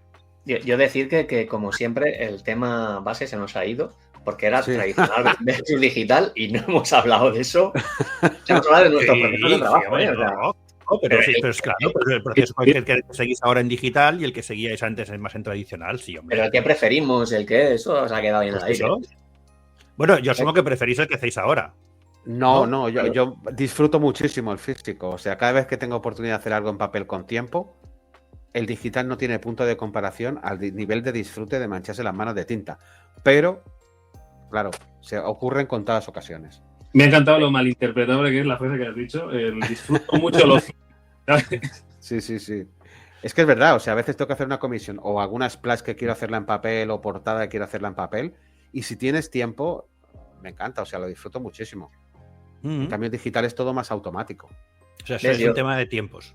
Yo no opino como él. Yo, por ejemplo, ahora ya me da una pereza trabajar en físico tremenda. Y insisto en el tema de los ojos. O sea, es que encima lo sufro muchísimo. Sí, yo también, pero me he comprado una lupa de esas, Yo también. de maquetero, con luz, y va de puta madre. Yo también. Esas que de esas que se enganchan en la mesa. Exacto, que es una lente grande para pintar figuritas o para Sí. tallar joyas. Y vi que la usaba, no sé qué dibujante de nuestra quinta, que tenía ya una presbicia que no se la acababa tan bien, y usaba mucho detalle. No sé si fue Ryan Stigman o alguien así que usa mucho detalle, o Arthur Adams, uno de estos que le mete mucho en línea. Y vi que cuando iba a hacer detalle, se ponía la lupa esa con luz y con eso lo acababa. Y dije, hostia, pues eureka. Encontré la ¿Y no te solución. deforma el dibujo? Porque estas lentes suelen deformar bastante. No deforma en absoluto. Solo lo uso ¿no? para las pequeñas, pero se ve perfectamente, sí. O sea, el tema es que el dibujo no te lo haces con la lupa. Con la lupa Claro. solamente en tintas los detalles principales. O sea, El problema me dibujo lo puedes hacer encuentro- un poquito más apartado de. Claro, el problema me encuentro, que no sé si lo has encontrado tú, Francis, es que si haces el lápiz digital, el Sí. nivel de zoom que le pones a la pantalla, luego te das cuenta que en papel era totalmente innecesario o que incluso no llegas al nivel de detalle que has imprimido para poder No, porque yo ya hago el lápiz en digital a un tamaño que no lo amplío demasiado. Yo ya sé a qué tamaños puedo trabajar para no fliparme con el Me detalle. encuentro caras que digo, coño, aquí tengo que usar un 0,05 porque Claro. si no, esto no lo hago. Eso también, la forma de que no te pase eso, es el grosor del pincel que utilices. Sí, eso lo tengo bastante Claro. controlado, pero siempre acabo Exacto. encontrándome problemas. Pues yo no me suele pasar, y luego cuando veo mis propios cómics digitales impresos, veo que no pasa, o sea, que no veo aquello, la típica carita que ves que dices, hostias, esta carita que es así de pequeñita tiene un detalle de la hostia, ¿no? A mí no... Eso también ha hecho que cambien los cómics, ¿eh? El nivel de detalle en parte es provocado por los zooms de trabajar en digital. Brian Hitch a lo mejor no opina eso. No, Brian Hitch O sea, no, que si claro. Brian Hitch o Geoff Darrow ya tenían ese nivel de detalle y no... Sí, pero ¿tú has visto a qué tamaño trabaja Geoff Darrow? Si esos son No. pósters. No, ya me imagino. Vale. O sea, Sí. pósters. Tuve la suerte de ver su trabajo y de conocerlo a él en el Lao Como, en la convención del Lao Como, y tenía a la venta originales. Incluso tenía uno de Matrix por allí detrás colgado, Joder. de lo que hizo para Matrix. Y, o sea, eran carteles a un Bueno. nivel de detalle así. Una completa locura. El problema ahí ya de comprarlo ya no es el dinero que te cueste, que te cuesta, y luego eso cómo te lo llevas. O sea, Porque trabaja en un grosor de papel finísimo. no, O sea, lo llevaba enrollados. Lo enrollas. Sí, Hostia. era un papel como, ¿cómo te diría? De un gramaje de no pasaba de 80. Bueno. Un papel muy fino. Sí, Bueno, yo ahí- supongo que la verdad también, si tienes que cargar con esas láminas tan grandes a un nivel de 260 gramos, no le es Claro. práctico. No, pero que además un papel tan fino luego te limita mucho las herramientas de tinta que puedas utilizar. Sí, pero mira, por ejemplo, Tommy Lee Edwards, Mm. ¿conocéis a Tommy Lee Edwards? Que Sí. lo mejor de su trabajo es el entintado. Trabaja en un papel muchas veces que es casi como papel de cebolla. Mm. Porque Bueno, hace el lápiz debajo y luego tinta encima. Pero Es yo he visto lo que- originales y son casi papel de cebolla. Es lo que decíamos, que al final es una mezcla del papel que utilizas, de los bueno, cuando trabajas en físico, de las herramientas, de la propia calidad de la tinta que utilices. Porque he visto gente que utilizaba tinta de calidad ínfima Sí. porque le hacía unos efectos rarunos y tiraba con eso, ¿sabes? O sea, Y aprovechemos aquí para decir que el papel que te mandan las editoriales son lo puto peor. Bueno, depende. Sobre todo, yo Depende. recuerdo la época que empecé en Marvel, que te mandaban uno de un granaje, que usabas Sí. un calibrado y en 3 días te habías comido la punta. Sí, ahora no, ahora los envían satinados o así. Era papel de lija aquello, Iván. No sé si tú lo Sí, recuerdas. sí, esa yo época. lo tuve y por eso a mí me gustaba más el de DC, que era más satinado. Y Sí, de hecho el me DC, fijé sí. una vez y luego creo que lo cambiaron el papel.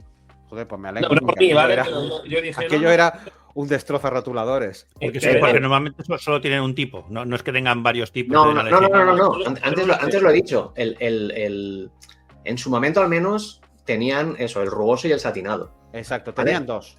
Ujú. Pero, por ejemplo, sí que es verdad, digámoslo, el de DC para mi gusto era mejor que el de Marvel. Yo, el Marvel me tenían dos, pero el que me enviaban como satinado era tan rugoso que yo siempre decía, hostias, es que solo de mirarlo se me secan las retinas de los ojos, ¿sabes? De lo que absorbe el agua esto. Yo supongo Yo que el que tenían uno envían para ahora entintado está guay. y otro para lápiz. O ellos Sí. pensaban que tenían uno para entintado y otro para lápiz. El que envían ahora está guay. De hecho, Jordi, el Tarragona, me pidió páginas. Dijo, hostia, está guay. Dame alguna, que quiero hacer unas pruebas. Claro. Y porque coño, y Jordi sabe de papel. Y las de portadas eran diferentes, que ya las ves en los originales que pone arriba quality cover, paper, etcétera, Sí. etcétera. O sea, Uy, eso es nuevo, papel para eso portadas, no lo pillé yo. Yo tampoco, cuando ¿eh? hacías papel para portadas te debían mandar el premium, ¿sabes? De la misma manera que estas hojas, estos papeles eran bastante más grandes que lo que es luego la página final del cómic, las tabletas con las que trabajáis, entiendo que también son, o sea, las mesas de dibujo con las que trabajáis, que son tabletas y mesa, son bastante más grandes, ¿verdad? De lo que sería. ¿Trabajáis todos con los mismos tamaños o esto te va a preferencias también? Ahora todo el mundo se está pasando al iPad, o sea, el tamaño no influye mucho porque al final con el zoom Sí. da igual. Iván ha estado un montón de tiempo trabajando en una tablet pequeña, ¿verdad, Iván? Me parece que a Iván se le acabó la batería. como Iván he se dicho le ha antes. quedado Se le ha acabado la batería, se ha quedado ahí congelado. Adiós, Cafu, Iván. por ejemplo, también estuvo trabajando con una de 16 pulgadas, creo, pequeñita. Sí, Cafu Yo trabaja siempre he con- trabajado en la de 24, en la Cintiq de 24. Ahora todo el mundo se está pasando al iPad. Sí, Cafu trabaja con iPad, Fernando Dañino creo también, Raúl Fernández también trabaja con iPad, Tony Fichula también trabaja con iPad. Yo estoy más cómodo en... Sí, yo también, ¿eh? Para la espalda es mejor. Para la espalda es mejor. O sea, yo trabajaba lo he dicho, en físico trabajaba en una mesa de delineante grande, con paralés, casi vertical, que para la espalda me da de coña. Y ahora con la Cintiq igual. O sea, tengo la de 24, grande, en la que me puedo apoyar, ¿sabes? O sea, trabajo como si estuviese trabajando encima con una mesa. La ventaja del iPad es que te la llevas a todos los sitios. Es que Sí, te vas sí. a Madrid en tren y puedes trabajar por el camino. Estás en un hotel y puedes trabajar allí. Francis y Pero yo solo podemos trabajar en el casa. lápiz del iPad, tú. O sea, Porque no vosotros me gusta. tenéis mesa a mesa, ¿no? Mesa a mesa, Sí. sí. Yo tengo la de 24, no sé si tú tendrás la misma, Francis. Yo posiblemente tenemos la misma, sí. Sí. La que- Iván también he visto que tenía la misma. O sea, La que tiene este mando, ¿no? sí, exacto. Que va como el puto culo ese mando. Sí, yo el mando no lo utilizo para nada. Pero Es que os lo sí. preguntaba porque estábamos viendo la de Iván hasta que se ha quedado sin batería y sí que Mm. se ve que es una mesa muy grande. Sí, Iván creo que también utiliza la misma. Y eso, y muy vertical. Es que es eso, para la espalda es lo que mejor va. Sí. Que a En quien contra... le gusta más trabajar claro. encorvado, pero... Bueno, y que ver la página entera, ¿no? Entiendo, aunque luego vayas haciendo zoom, pero al final si estás en Sí. un tablet, en un Sí, iPad, es vas mucho todo el más rato fácil. como viendo solo partes de la página. Es muy... El problema es ese, que no te lo puedes llevar a ningún sitio. Ujú. Mm. O tienes que tener un iPad aparte para cuando te vas por ahí. Cuando Pero estás bueno. en casa a trabajar de una manera y cuando te vas a trabajar de otra. Claro, claro. Sí. Aunque ¿Es sea fácil solo hacer para este comodidad. cambio o cuando te acostumbras? Yo no trabajo fuera de la Cintiq que ya tengo. O sea, quiero intentar probar el iPad, pero todavía no he tenido tiempo para hacerlo. O sea, Ujú. Yo además es que tengo un concepto, que es que no me gusta trabajar fuera de casa. O sea, cuando me voy de casa no es para trabajar. Entonces, o sea, siempre llevo el iPad y si hay alguna emergencia, venga, pero no es esa mi intención. O sea, si no Más puedes, ya para no vas. correcciones. o algo exacto, así, ¿no? si no puedo, no me voy. Y punto. Ya está. Ujú. Sí, no, al final es que te encuentres más cómodo. Mm. Ujú. Claro, cada uno nos acostumbramos a unas cosas y cambiar, pues cuesta, pero no sé, hay que probar cosas nuevas. Probaremos, a ver. Tal. Venga, ¿Cómo que lo se nos veis? va de tiempo. Vamos a Sí. responder preguntas ya. va. Eso iba a decir. Es verdad que Iván se ha ido lo mejor. O estrenamos sección. Venga, estrenemos sección. Tenemos sección, va. Venga, vamos a, como decía al principio, hoy estrenamos por fin nuestra sección de correo de los oyentes, en un claro homenaje al profesor Loki y aquellos tiempos de forum. Hemos recibido ya unas cuantas preguntas, como llevamos ya un buen rato de programa, si os parece bien hacemos un par, las dos primeras que recibimos y como iremos recibiendo más y en cada programa haremos unas cuantas, que nadie se preocupe que todas las preguntas las hemos recibido y irán saliendo. Pues mira, si esta es un poco larga, os la leo. De hecho nos llegó por Instagram de Nebre Collector y dice: os lanzo una pregunta que me ronda desde que se anunció que Frank Miller va a dibujar una historia corta en el crossover entre Marvel y DC enfrentando a su Caballero Oscuro con el viejo Logan. A ver, con todo el respeto por la leyenda que es Miller, su estilo ha cambiado mucho con los años y hay quien piensa que ya no está al nivel que tuvo en su mejor época. Como dibujantes, ¿creéis que en esta profesión también hay una especie de fecha de caducidad artística como en el deporte? ¿Llega un punto en el que uno debería retirarse del dibujo profesional si ya no puede rendir como antes? ¿O pensáis que mientras tengas algo que contar, en el fondo da igual cómo lo dibujes? Pues mira, te voy a decir que no es mientras tengas algo que contar, es mientras tengas gente que te compre, porque te vas a retirar, ¿sabes? O sea, a ti puede no gustarte y es completamente lícito, ¿sabes? O sea, que no te guste la evolución que haya tenido estilística, sea por los motivos que sea esa evolución, ¿no? Pero si hay gente que le gusta, pues ya está, adelante, ¿sabes? O sea, no hay más. Y Miller, especialmente Miller, como autor completo, siempre ha tenido más importancia lo que tenía que contar que el estilo de dibujo que ha utilizado en cada proyecto. Uh-huh. Así que yo voy a estar el primero, la verdad. Y hay otra cosa que también influye mucho, que es la carrera de este hombre, no de de todos. O sea, es como decir ahora, ya no compraría un TV de Walt Simonson porque se ha hecho mayor y no dibuja como antes. Obviamente no dibuja como antes. A nosotros no nos ha llegado todavía el momento, pero quizá llegue un momento que nosotros no nos demos cuenta, pero nuestro estilo empiece a deformarse o a variar, precisamente porque ya no nos damos cuenta de que lo estamos haciendo o no tenemos el mismo tiempo, no tenemos ese nivel físico, pero yo no creo tampoco que tenga que decir nadie, oye, me retiro porque ya no, mientras tengas algo que contar, te apetezca contarlo, los editores quieran que lo hagas tú y que te lo has ganado, coño, ¿no? Bueno, y que quieras comer también, o sea, es muy fácil decir, oye, retírate, dices, ¿y de qué vivo? No, pero yo no he interpretado la pregunta en ese sentido, sino en el hecho de eso, de si realmente se nota el declive, independientemente de que luego si sigues teniendo cosas para contar, evidentemente las cuentas de otra manera. El declive se nos nota a todos, sí, en todos los campos, ¿sabes? En todos los campos. Seas futbolista, o seas arquitecto, o seas... Y yo te diría que el declive también es subjetivo, ¿vale? O sea, en el caso de Miller, por ejemplo, Miller apuesta por una serie de cosas que no es el virtuosismo técnico, por así decirlo, que pudo llegar a tener en tiempos, ¿no? O sea, es otra cosa. Y ahí pues puedes comprarlo o puedes no comprarlo. Te puede gustar más, te puede gustar menos. Ya está, es así de simple. Sí, es que el arte es muy subjetivo. O sea, a ti te puede gustar más como dibuja Miller ahora que uno que acaba de llegar con 19 años. Claro. Y Miller también ha ido variando en función de los años. O sea, Simonson, por ejemplo, que a mí me sigue encantando, sí que le puedes notar un poco más ese declive porque sigue jugando a lo mismo. ¿Vale? Byrne, por ejemplo, si no quieres poner a Simonson, John Byrne. A Viernes se le notó un montón y a Viernes el declive le llegó prontísimo, ¿sabes? Porque también siempre pienso que cuanto más produces, más rápido te llega ese declive. O sea, cuanto más hiperproductivo eres, antes te quemas, ¿no? Hay excepciones, siempre hay excepciones, pero si te pones a mirar en la industria americana al menos, ha acabado pasando eso. Luego, sin embargo, te pones a gente como Corben o Moebius, que murieron en su momento, o sea, no sé si en su momento más top, pero casi, ¿sabes? O sea, tenían un nivelazo brutal. ¡Hostia, vuelto Iván! iMac, estoy usando el móvil. Venga. El espíritu de Iván. Estos dos, por ponerlos como ejemplo, cuando fallecieron tenían un nivel súper top, ¿no? Alguien diría a lo mejor, ¡ay, se podían haber retirado en tal momento! Pues mira, no, porque... ¿Creéis que cuanto más bueno o más top es, más se nota el declive? No, te acabo de decir...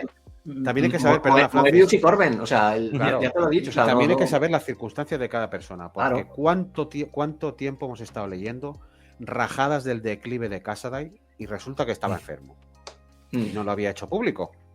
O sea, hay que tener cierto respeto con la gente también y saber en qué circunstancias está haciendo las cosas y por qué son las cosas no son porque sí. Y todo el mundo pasa malas épocas y todo el mundo... Lo que pasa es que estamos ahora en una movida de sociedad que enseguida te crucifican a la que fallas una coma. Y voy a hacer otra... yo creo que el mensaje no iba en ese... Yo estoy de acuerdo. Sí, estoy de acuerdo que no iba con ese sentido, pero me refiero que, que la palabra declive, claro, hay veces que... Sí, es una sociedad mucho de usar y tirar. Es en plan de, mira, llega, que bien, es lo nuevo, como brilla, que bien, han pasado 2 meses, sale el nuevo que brilla, el de antes me da igual. Efectivamente. Y a esto que dice Jorge, voy a volver a utilizar la palabra presbicia, ¿vale? que sí que he notado, o sea, a veces notabas con los años como algunos dibujantes, uy, me empiezan a meter tanto detalle como antes, empieza más... Y esto antes del dibujo digital, y dices, claro, por esto. Porque, o sea, no es el mismo ejemplo que Casaday, ¿no? Que estaba enfermo. Miller también pasó una buena enfermedad, por eso también le pasó esto. Pero a muchos otros dibujantes es simplemente que la vista ya no te da. O sea, el físico ya no te da. Sí, claro, yo cuando hablaba de declive me refería a justamente a ese tipo de cosas, ¿eh? O sea, no declive de que no pueda estar sentado en una mesa dibujando, sino pues agudeza visual, incluso entiendo que incluso a nivel de pulso, me refiero, de fineza en la mano, porque ostras, todos los que ya vamos teniendo una edad te das cuenta que obviamente puedes seguir haciendo una vida totalmente normal y hacerlo todo, pero que cosas que a lo mejor antes tenías como muchísima más finura a la hora de hacer, cosas incluso cotidianas, luego a veces te cuesta un poco más. Claro, ahí te ayuda también el digital porque tiene corrección de trazos, si lo quieres así. Nosotros no lo usamos ahora porque queremos el control total, pero a lo mejor llegará un momento en que tengamos que subirle 2 niveles a la corrección de trazo porque se nos mueva la mano o por lo que tú quieras, ¿sabes? A lo mejor digo algo impopular, ¿vale? Ubicarlo de la mejor forma posible. A lo mejor la movida puede ser una correlación de cosas. Por ejemplo, el burnout a la que este tipo de empresas americanas nos exponen, que es flipante. El que tú entres al trapo, porque hay gente que luego sale de eso y dice, paso, yo dedico tanto tiempo, tal, y tiene margen para experimentar, para mejorar, para evolucionar. Hay peña que no, sobre todo antiguamente, ¿sabes? Que era correr como un cabrón, al final tú tienes éxito en el momento en el cual estás a tope haciendo lo que tú puedes, en el margen de tiempo que puedes, lo petas por lo que sea, y ya dices, ¿para qué voy a tener que dedicarle más tiempo a cambiar, a mejorar, a experimentar si esto ya me da pasta? Y ya estoy aquí, ¿sabes? Y haces eso toda la vida. Y al final, luego te llega la edad, ¿sabes? Claro. Porque te acomodas también. Es imposible que tú des el 100% al ritmo americano. Es imposible. De lo que tú puedas hacer a nivel artístico, es imposible. Con los ritmos, rollo, 2 páginas, página y media, una página tinta así diaria, es imposible porque tú estás optimizando, haciendo movidas para poder llegar a ese ritmo. ¿Sabes? Y estás constantemente decidiendo entre lo que te gustaría hacer y lo que es suficiente para pasar al siguiente paso, ¿no? Claro, a no ser que tengas un estilo que esto es el 100% que yo puedo dar y cuadra con esto. No sé que sea Chris no nos molaría meter acuarela, meter no sé qué, probar cosas, ahora hago no sé qué, y no se puede. Claro, ese es otro de los motivos de la fuga de talentos a los Creator.net, porque en Image, en este tipo de empresas, te dan mucho más tiempo y lo haces más a tu ritmo.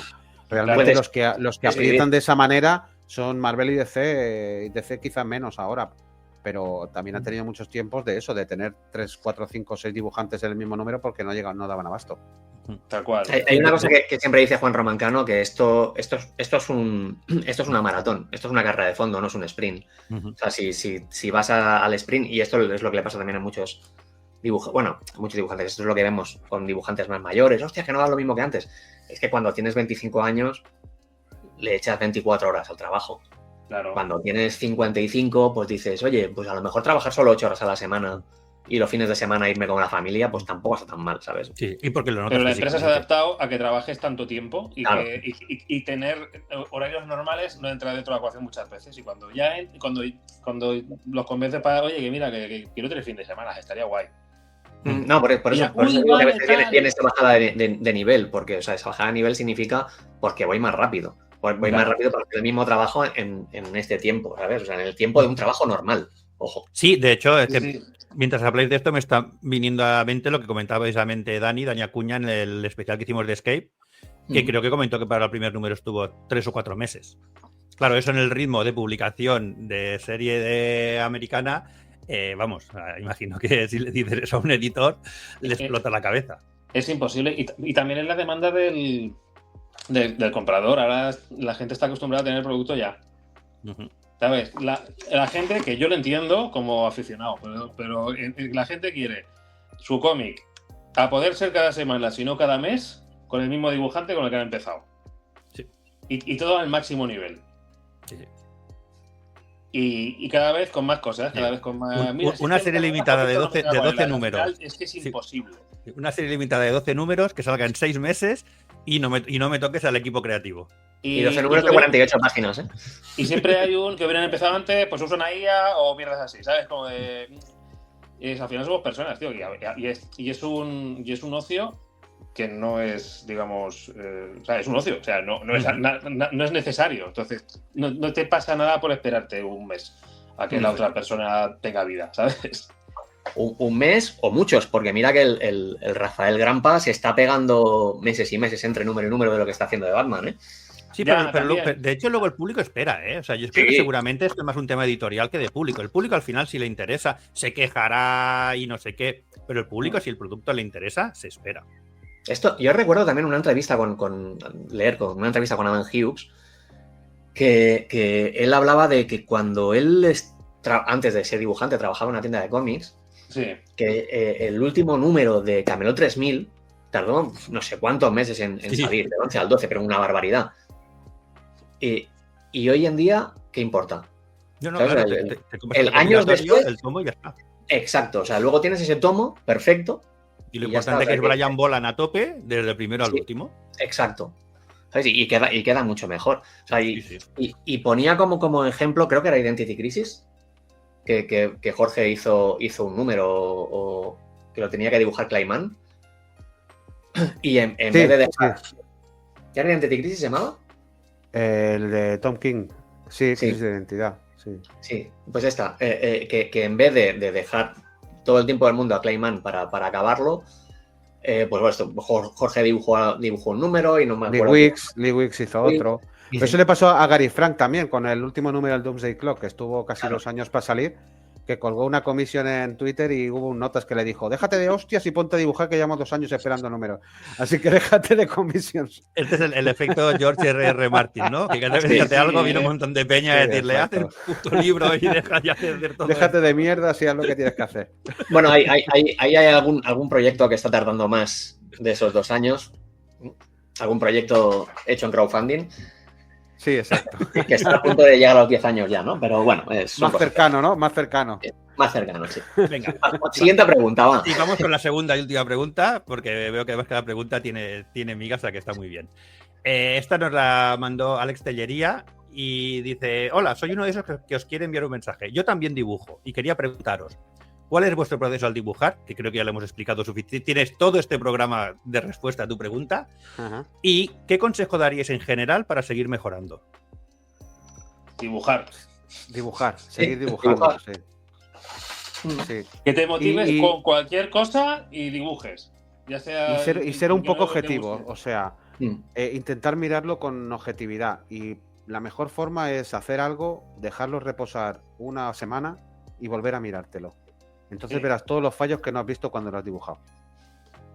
Y yo te voy a decir, a lo de dibujar, normalmente, o sea, se dice que tienes que hacer 10.000 dibujos malos antes de que te salga uno bueno. Pues cuanto antes los hagas, mejor. O sea, dibuja. Intentar disfrutar del proceso cuando no es profesional, porque luego cuando seas profesional no vas a disfrutarlo todo el rato. Y cuanto más disfrutas, mejor más aprendes. Porque, tener un poco en la cabeza a dónde quieres llegar. O sea, tener un estilo, no te puedo decir un estilo claro porque eso sería muy difícil, pero que sepas a dónde vas. O sea, que busques los autores que te gustan o lo que te gustaría a ti hacer y intentar descubrir cómo llegar a ese objetivo final, que es dibujar como a ti te gustaría dibujar. O sea, qué herramientas necesitaría. Si a ti te gusta hacer un estilo de entintado con pincel seco, qué usa la gente para hacer pincel seco, practicar con esas herramientas, etcétera, etcétera. Pero tener un poco en la cabeza el camino a donde vas o a donde quieres ir. Sí, tener una idea de rollo, me molaría hacer algo como este, pero no, exacto. Y a raíz de ahí ya vas, este hace no sé cuánto, me molaría integrarlo, y vas metiendo cosas que te gustan, las vas metiendo ahí en la aplicadora y sale tu estilo. ¿Recomendaríais buscar el estilo que te gustaría leer como lector? ¿O no tiene por qué? No tiene por qué. No. No tiene por qué. No. Pero sí que es útil para tenerlo de referencia. O sea, sí que es útil que cuando tú estés haciendo un dibujo, pues veas, hostia, a ver cómo ha solucionado las sombras que me gusta. O a ver cómo han tintado ese edificio de atrás. Pues eso es súper útil. Y también que no te falta buscarlo en el cómic. O sea, puedes buscar referencias e inspiraciones fuera también, sin problema. Sí, claro. Eso por supuesto. Y no tiene por qué, pero siempre hay algún dibujo, algún cómic, bueno, ilustración, lo que sea, que cuando lo ves te dan ganas de dibujar. Pues ese es el camino. O sea, si lo ves y te dan ganas de decir, hostia, pues venga, tira para adelante. This is This the is the way. way. Qué bonito ha quedado esto. Tener claro que no es lo mismo hacer un lobezno porque me mola, es mi personaje favorito, que cuando tengas que dibujar una estación con 70 personas que van a trabajar. Eso, Y 70 eso lobeznos. es parte del trabajo. Eso es parte del trabajo. Pero sí, hombre, lo más sencillo es dibujar y tener un poco claro dónde vas, y una vez que tengas eso, pues empiezas a... El siguiente paso, que es todavía más jodido, que es a ver cómo entro en el mercado y a ver cómo consigo trabajo. Ya. Pero eso es un Esta paso parte- posterior. Sí, de eso haremos algún día un programa, para que expliquéis Exacto, cada sí, uno sí. cómo habéis... Porque además habéis llegado por caminos algunos muy diferentes a otros, Sí. y creo que eso es muy interesante, saber cómo habéis llegado, Francis llegado a... por mar. con su catamarán, Con su ¿no? gorra de capitán y su pipa, Algún otro en carro de caballos, y si en todo carro sea de yo. caballos. Exacto, o sea, yo llegué en dinosaurio, tío. Vale, pues... Y bueno, y lo jodido luego no es... Que ya adelanto, lo jodido luego no es entrar, lo jodido es mantenerse. Mantenerse, sí. Eso es lo jodido. Sí, sí. Pero bueno, Ujú. ya Eso puedes decir, ¿no? exige de un programa aparte. Sí, ese lo tenemos a punto en la lista de programas. Ese, además, uno en el que podáis estar, si no todos, al menos bastantes, porque creo que va a ser muy guay ver cómo habéis llegado a sitios muy similares, ¿Te imaginas yendo por Pineda, caminos tío? muy diferentes. Ese no durará 1 hora y media, ese durará... No, habrá Imagina que que dividirlo Pineda, porque eso tío. es. Habrá que La dividirlo. duración es proporcional a la gente que somos. Sí. Exacto. Bueno, podríamos hablarlo, pero un poco sí. Vale, pues eso, si os parece bien, lo podemos dejar aquí. Así que hasta aquí este programa del estudio. Esperamos que os haya gustado. Como siempre, no olvidéis suscribiros, seguirnos en redes para no perderos ninguno y mandarnos vuestras preguntas, ya sea por redes o a correo elestudio@gmail.com. Muchas gracias y hasta la próxima.